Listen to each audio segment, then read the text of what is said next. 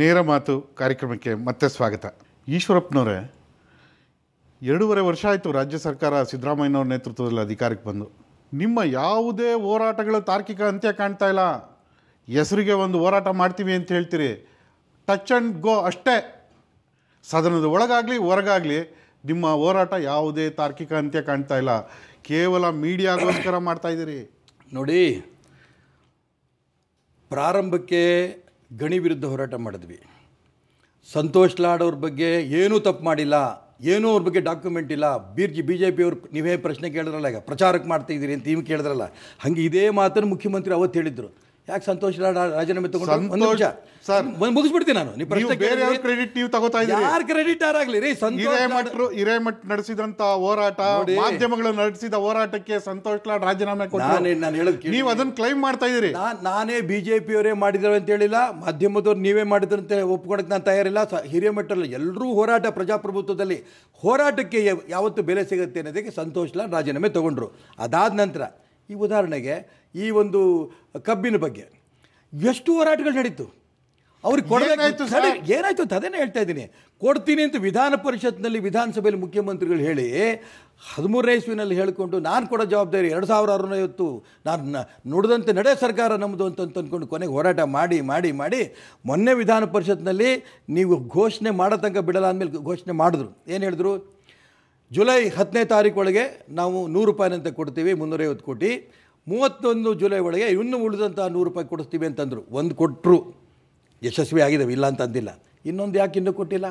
ಇದೊಂದು ಸರ್ಕಾರ ಅಂತ ಕರಿತೀರೇನ್ರಿ ಸರ್? ನಿಮ್ಮ ಪಕ್ಷದ ಮಾಜಿ ಸಚಿವರು ಹೇಳ್ತಾರೆ ಸರ್ಕಾರ ನಿಗದಿ ಮಾಡೋ ಹಣ ಕೊಡ್ಲಿಕ್ಕಾಗಲ್ಲ ರೀ ಅಂತಾರೆ.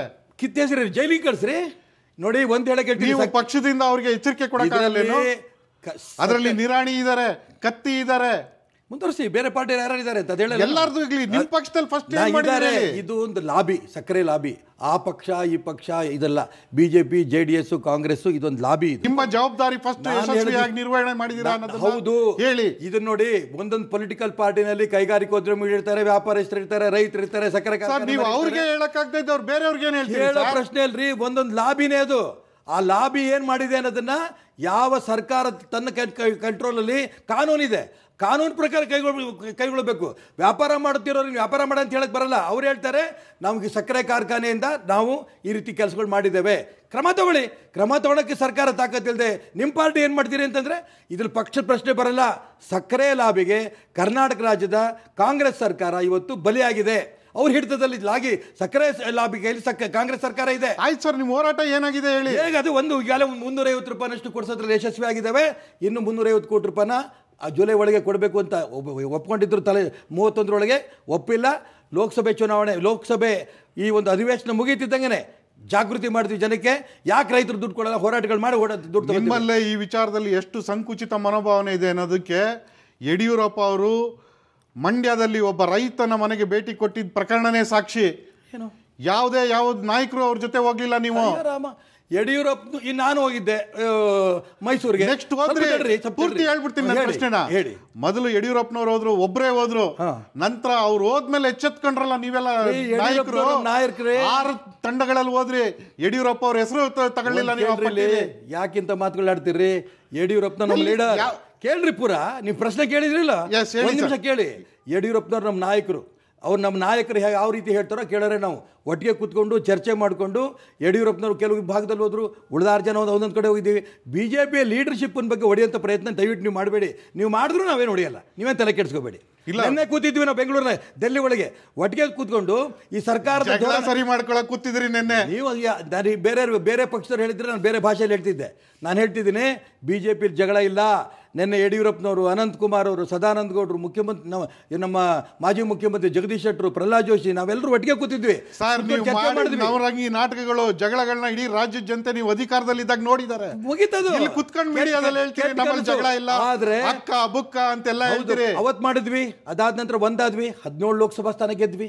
ಅದು ಒಂದಾಗಿದ್ದು ಕಣ್ಣಿಗೆ ಕಾಣಲ್ಲ ನಿಮಗೆ. ಅವಾಗ ಹೊಡೆದಾಡಿದ್ದು ನಾವು ತಪ್ಪು ಮಾಡಿದ್ವಿ, ನಾವು ಜನಕ್ಕೆ ಮುಂದೆ ಹೋಗಿ ಕ್ಷಮೆ ಕೇಳಿದ್ವಿ. ಜನ ನಮ್ಮನ್ನು ಒಟ್ಟಾಗಿದ್ಕೋಸ್ಕರ 17 ಲೋಕಸಭೆಗೆ ಸ್ಥಾನ ಗೆಲ್ಲಿಸ್ಕೊಟ್ರು. ಅಧಿಕಾರ ಇರೋಂಥ ಕಾಂಗ್ರೆಸ್ ಪಕ್ಷಕ್ಕೆ ಕರ್ನಾಟಕ ರಾಜ್ಯದಲ್ಲಿ ಕೊಟ್ಟಂಥ ಸೀಟು 9, BJP ಒಂದಾದ ಮೇಲೆ ಕೊಟ್ಟಂಥ 17. ದಯವಿಟ್ಟು ಒಟ್ಟಿಗೆ ಇದ್ದೀವಿ ನಾವು, ಒಟ್ಟಾಗಿರೋದು ನೋಡಿ ಆನಂದ ಪಡ್ರಿ. ಇದಕ್ಕೆ ಯಾಕೆ ಬೇಜಾರು ಮಾಡ್ಕೋತೀರಿ ನೀವು? ನಿಮ್ಮ ರಾಷ್ಟ್ರೀಯ ಅಧ್ಯಕ್ಷರು ಮೊದಲ ಬಾರಿಗೆ ಬೀದರ್ಗೆ ಭೇಟಿ ಕೊಟ್ಟಾಗ ಹೇಳಿದ್ರು ಈ ರಾಜ್ಯ ಸರ್ಕಾರದ ವಿರುದ್ಧ ನಿಮ್ಮ ಹೋರಾಟ ತೀವ್ರ ಆಗಬೇಕು ಅಂತ. ಎರಡನೇ ಸಲ ಭೇಟಿ ಕೊಟ್ಟಾಗ್ಲೂ ಹೇಳಿದ್ರು ಈ ರಾಜ್ಯ ಸರ್ಕಾರದ ಹಗರಣಗಳ ವಿರುದ್ಧ ನಿಮ್ಮ ಹೋರಾಟ ಜೋರಾಗಬೇಕು ಅಂತ. ಆದ್ರೆ ಆ ಯಾವುದೇ ಲಕ್ಷಣ ಕಾಣಿಸ್ತಾ ಇಲ್ಲ. ಅದಕ್ಕೆ ಹೇಳಿದ್ದು ಮೊದಲನೇದಾಗಿ ನಿಮ್ಮ ಕಿವಿನಲ್ಲಿ ನಮ್ಮ ರಾಷ್ಟ್ರೀಯ ಅಧ್ಯಕ್ಷರು ಯಾವ ಬಂದು ಹೇಳಿದ್ರು ನಂಗೆ ಗೊತ್ತಿಲ್ಲ. ಯಾಕಂದ್ರೆ ನಮ್ಮ ಪಕ್ಷದ ರಾಷ್ಟ್ರೀಯ ಅಧ್ಯಕ್ಷರವರು ನಮ್ಮ ಹತ್ರ ಏನು ಹೇಳಿದ್ರು ಬಿಟ್ಟರು ನಮಗೆ ಗೊತ್ತು. ಅವರು ರಾಜ್ಯದ ರಾಷ್ಟ್ರೀಯ ಅಧ್ಯಕ್ಷರಾದ ನಂತರ ಕರ್ನಾಟಕ ನೆಕ್ಸ್ಟ್ ಡೇ ಮಾಧ್ಯಮಗಳಲ್ಲಿ ಎಲ್ಲ ಮಾಧ್ಯಮಗಳಲ್ಲೂ ಅದು ಪ್ರಕಟ ಆಗಿದೆ. ಈಗ ನಿನ್ನೆ ನಿಮ್ಮ ಅನುಕೂಲಕ್ಕೆ ಬೇಕಾಗಿಲ್ಲ ಸರಿ ಅಂತೀರಿ, ಇಲ್ಲ ಅಂತ. ನಮ್ಮ ರಾಷ್ಟ್ರೀಯ ಅಧ್ಯಕ್ಷರ ಬಗ್ಗೆ ನನಗೆ ಪೂರ್ಣ ವಿಶ್ವಾಸ ಇದೆ. ನಿಮಗೆ ಸಿದ್ದರಾಮಯ್ಯನವರ ಸರ್ಕಾರದ ವಿರುದ್ಧ ಹೋರಾಟ ಮಾಡಲಿಕ್ಕೆ ಹೆದರಿಕೆ ಇದೆ. ನೀವು ಅಧಿಕಾರದಲ್ಲಿರುವಾಗ ಮಾಡಿರ್ತಕ್ಕಂಥ ಅಧಿಕಾರ ದುರ್ಬಳಕೆ ಮತ್ತೆ ಹಗರಣಗಳ ಭೂತ ನಿಮ್ಮನ್ನು ಕಾಡ್ತಾ ಇದೆ ನೋಡಿ. ಯಾವ ಸಿದ್ದರಾಮಯ್ಯ ಬೆಂಗಳೂರಿಂದ ಬಳ್ಳಾರಿ ತನಕ ಗಣಿ ಬಗ್ಗೆ ಹೋರಾಟ ಮಾಡಿಕೊಂಡು ಪ್ರಯತ್ನ ಮಾಡಿ ಜನಕ್ಕೆ ಟೋಪಿ ಹಾಕಿ ಮುಖ್ಯಮಂತ್ರಿ ಆದರೂ, ನಾನು ಹೇಳೋಕ್ಕೆ ಇಷ್ಟಪಡ್ತೇನೆ, ಅದೇ ಸಿದ್ದರಾಮಯ್ಯ ಗಣಿ ಬಗ್ಗೆ ಅವರೇನು ಕೇಂದ್ರ ಸರ್ಕಾರ ಒಂದು ಸುಗ್ರೀವಾಜ್ಞೆ ತಂದ ನಂತರನೂ ಕೂಡ ಯಾವ 51 ಗಣಿ ಕಂಪನಿಗಳಿಗೆ ಪರವಾಗಿ ಹೋದ್ರು, ಭಾರತೀಯ ಜನತಾ ಪಾರ್ಟಿ ವಿರುದ್ಧ ಹೋರಾಟ ಮಾಡಿದ್ವಿ. ಅವ್ರು ನಿಮ್ಮ ಬೀಗರ ಯಾಕೆ ಮಾಡಿಕೊಟ್ರಿ ಕೇಳಿದ್ವಿ ನಾವು. ಹರಾಜು ಹಾಕ್ಬಿಟ್ಟು ರಾಜ್ಯದ ಬೊಕ್ಸಕ್ಕೆ ಹಣ ತೊಗೊಳ್ರಿ ಅಂತಂದ್ರೆ ಯಾಕೆ ಅಲಾಟ್ ಮಾಡ್ರಿ ಅಂತ ಹೋರಾಟ ಮಾಡಿದ್ವಿ. ಕೊನೆ ಯಶಸ್ವಿ ಆದ್ವಿ. ಯಾರ್ಯಾರು ಗಲಾಟ್ ಮಾಡಿದ್ರು ಅದನ್ನು ಕ್ಯಾನ್ಸಲ್ ಮಾಡಿದ್ರು. ಯಾವ ಸಿದ್ದರಾಮಯ್ಯ ಗಣಿ ವಿರುದ್ಧ ಹೋರಾಟ ಮಾಡಿದ್ರು ಅವರೇ ಇವತ್ತು ಗಣಿ ಲಾಬಿ ಹಿಡಿತದಲ್ಲಿದ್ದಾರೆ. ಹೋರಾಟ ಮಾಡಿದ್ವಿ, ಅವ್ರಿಗೆ ಅಲಾಟ್ ಮಾಡಿದ್ವಿ, ಕ್ಯಾನ್ಸಲ್ ಮಾಡಿದ್ವಿ. ಅದೇ ಗಣಿನ ಹರಾಜು ಮಾಡೋಂಥ ಸ್ಥಿತಿಗೆ ಭಾರತೀಯ ಜನತಾ ಪಾರ್ಟಿ ತಂದಿಟ್ಟಿದ್ದೇವೆ. ಹೋರಾಟದಲ್ಲಿ ನಾವು ಎಂದೂ ಹಿಂದೆ ಬಿದ್ದಿಲ್ಲ. ನಾನು ಹೇಳಿದೆ ಕಬ್ಬಿನ ಬಗ್ಗೆ, ನಾನು ಹೇಳಿದೆ ಈ ಒಂದು SC ST OBCಗಳ ಹೆಸರಿನಲ್ಲಿ ಅಧಿಕಾರಕ್ಕೆ ಬಂದ್ರಿ, ಹಾಸಿಗೆ ದಿಂಬಲ್ಲಿ ಲೂಟಿ ಹೊಡೆದ್ಬಿಟ್ರಿ.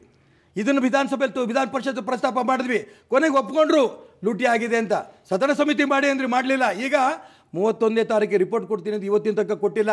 ಹೋರಾಟ ನಾವು ಎಂದೂ ನಿಲ್ಲಿಸಲ್ಲ, ಹೋರಾಟ ಮುಂದುವರ್ಸ್ಕೊಂಡು ಹೋಗ್ತೇವೆ. SC ST OBC ರೈತರು ಮಹಿಳೆ ಎಂದೂ ಬಿಡಲ್ಲ, ಅವ್ರ ಪರ ಹೋರಾಟ ಮಾಡ್ತೇವೆ. ಸರ್, OBC ಅವ್ರ ವಿಚಾರ ಹೇಳ್ತಾ ಇದ್ದೀರಿ. ಈ ರಾಜ್ಯ ಸರ್ಕಾರ ಇದನ್ನು ದೇವರಾಜ ಅರಸು ಶತಮಾನೋತ್ಸವ ವರ್ಷಾಚರಣೆ ಮಾಡೋ ಸಂದರ್ಭದಲ್ಲಿ ಅನೇಕ ಕಾರ್ಯಕ್ರಮಗಳನ್ನ ಪ್ರಕಟ ಮಾಡಿದೆ. ಭಾಳ ಅದ್ಧೂರಿಯಾಗಿ ಕಾರ್ಯಕ್ರಮಗಳನ್ನ ಆಯೋಜನೆ ಮಾಡಲಿಕ್ಕೆ ತೀರ್ಮಾನ ಮಾಡ್ಕೊಂಡಿದೆ. ಅದೇ ಸಂದರ್ಭದಲ್ಲಿ ಅರಸು ಅವರ ವಿಚಾರಧಾರೆಗಳಿಗೆ ವಿರುದ್ಧವಾಗಿ ಭೂ ಸುಧಾರಣಾ ಕಾಯ್ದೆಗೆ ತಿದ್ದುಪಡಿ ಮಾಡಿದ್ರು. ಕೃಷಿ ಭೂಮಿ ಖರೀದಿ ಆದಾಯ ಮಿತಿಯನ್ನು 25 ಲಕ್ಷಕ್ಕೆ ಹೆಚ್ಚಳ ಮಾಡಿದ್ರು. ಏನು ಮಾಡ್ತಾ ಇದ್ದೀರಿ ಸರ್ ನೀವು? ನೋಡಿ, ಅದಕ್ಕೆ ನಾನು ಹೇಳ್ತಾ ಇರೋದು, ಬಣ್ಣದ ಪ್ರಚಾರದಲ್ಲಿ ಜನ ದಲಿತರು ಹಿಂದುಳಿದವರು ಉದ್ಧಾರ ಆಗಲ್ಲ. ಅವ್ರಿಗೆ ನ್ಯಾಯ ಸಿಗಬೇಕು, ಆ ದಿಕ್ಕಿನಲ್ಲಿ ನಿಮ್ಮ ವ್ಯವಸ್ಥೆಗಳಿರಬೇಕು. ಏನಿಲ್ಲ, ಇವತ್ತು ಕಾಂಗ್ರೆಸ್ ದಲಿತರು ಹಿಂದುಳಿದವರ ಪರ ನಾವಿದ್ದೇವೆ ಈ ಘೋಷಣೆಗೆ ಅವರು ಹಿಂದಿಲ್ಲ. ಬರಲಿ, ಚುನಾವಣೆ ಕಾಯ್ತಾ ಇದ್ದಾರೆ. ಮನೆ ಸಿದ್ದರಾಮಯ್ಯನವರೇ ಮುಖ್ಯಮಂತ್ರಿ ಆಗೋದಂಥ ಸಮಾಧಾನ ನಿಮ್ಗೆ ಆಗಿರ್ಬೋದು, ಮುಗೀತು ನನ್ನ ಕೆಲಸ ಅಂತ. ಆದರೆ ಆ ದಲಿತರಿಗೆ ಹಿಂದುಳಿದವರಿಗೆ ನ್ಯಾಯ ಸಿಗೋ ತನಕನೂ ಕೂಡ ಭಾರತೀಯ ಜನತಾ ಪಾರ್ಟಿ ಬಿಡಲ್ಲ. ಇದು ತುಂಬ ಸ್ಪಷ್ಟ, ನಾನು ಹೇಳೋಕ್ಕೆ ಇಷ್ಟಪಡ್ತೇನೆ. ಈಶ್ವರಪ್ಪನವರೇ, ನಿಮ್ಮ ಜೊತೆ ಚರ್ಚೆ ಮುಂದುವರಿಸ್ತೀನಿ. ಈಗ ಒಂದು ಬ್ರೇಕ್.